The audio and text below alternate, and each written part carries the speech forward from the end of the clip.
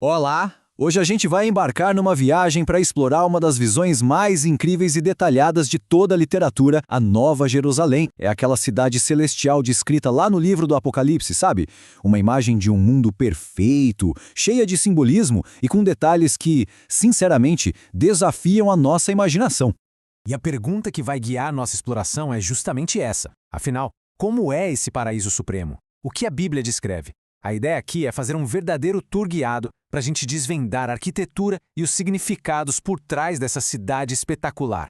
Muito bem, vamos lá. Nosso roteiro vai ser o seguinte. A gente começa com o contexto dessa visão do céu, depois mergulha nos detalhes da cidade de joias, explora como seria um mundo sem noite, encontra a fonte da vida e, no final, analisa o convite e o alerta sobre quem de fato pode entrar lá.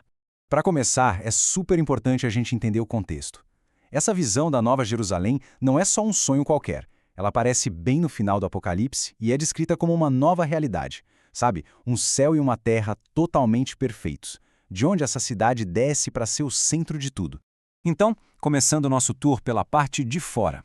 A cidade é descrita como uma grandiosidade, um brilho que é quase impossível de visualizar. Os materiais de que ela é feita simplesmente não têm comparação com nada que a gente conhece aqui na Terra. Pensa só, a cidade em si é de ouro puro. Mas não um ouro como o nosso, opaco. É um ouro que é transparente, descrito como vidro puro. E protegendo tudo isso, tem uma muralha imensa de jaspe, uma pedra que, segundo o texto, reflete a glória de Deus. A pureza, como a gente vai ver, é uma marca registrada do lugar. E aqui vem um detalhe que é fascinante. Diferente das nossas cidades, onde as fundações ficam escondidas debaixo da terra, na Nova Jerusalém, elas são totalmente visíveis. São 12 fundamentos, e cada um deles é adornado com uma pedra preciosa diferente. Imagine o espetáculo de cores e luz que isso deve ser. E aqui estão elas. Cada um dos 12 fundamentos tem uma pedra específica, começando pelo jaspe e indo até a ametista.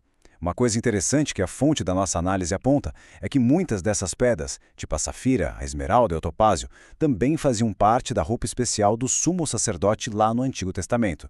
É como se a glória da nova cidade estivesse conectada com a antiga aliança. Agora, os portões. A cidade tem 12 portões.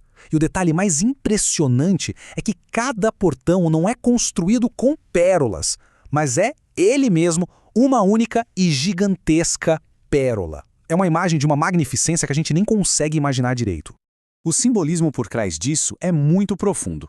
A pérola é a única joia que é formada por um ser vivo, e ela nasce a partir de um ferimento, de uma irritação.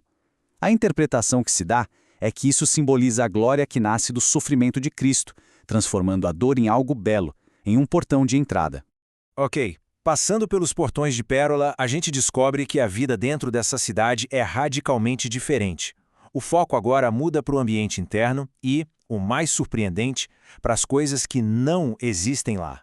O que mais choca o narrador da visão, o apóstolo João, é o que ele não vê. Ele diz que não tem templo porque o próprio Deus Todo-Poderoso e o Cordeiro são o templo.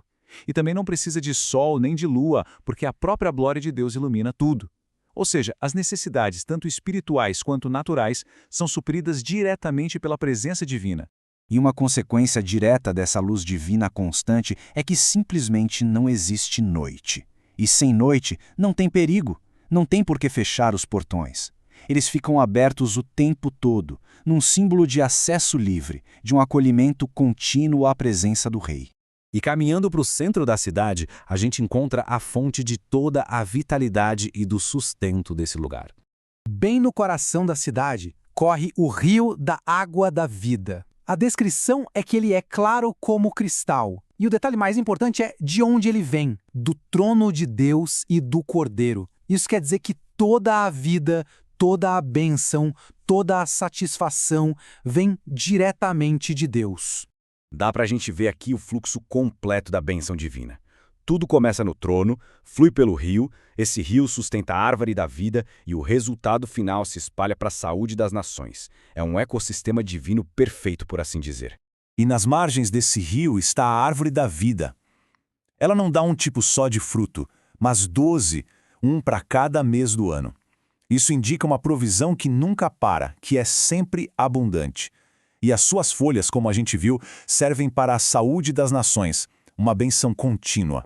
Depois de ver toda essa glória, a pergunta final é: tá, mas quem pode viver nesse lugar? O final da descrição fala exatamente sobre isso, e apresenta tanto as condições para ser um cidadão de lá, quanto uma advertência bem clara. A entrada não é indiscriminada, ela é condicional. É para aqueles que têm um nome escrito no livro da vida do Cordeiro e para aqueles que lavam as suas vestes. A linguagem usada é a de um direito de acesso, o direito de comer da árvore da vida e de entrar pelos portões. E aí, num contraste bem forte, vem uma lista de quem vai ficar de fora. O termo cães é uma figura de linguagem da época para pessoas vis, impuras. A lista continua com outras categorias de comportamento e termina com um aviso bem sério contra todo mundo que ama e pratica mentira. No entanto, apesar desse alerta, o livro termina com um convite aberto, urgente. O Espírito e a noiva, que representa a igreja, clamam: vem. É um convite que se estende a qualquer pessoa que tenha sede, a qualquer um que queira tomar de graça daquela água da vida que a gente viu fluindo do trono. E isso tudo nos deixa com um pensamento final para refletir.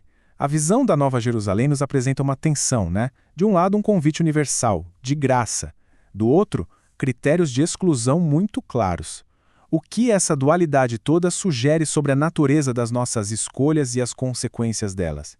É uma reflexão que fica com a gente muito tempo depois que a visão termina.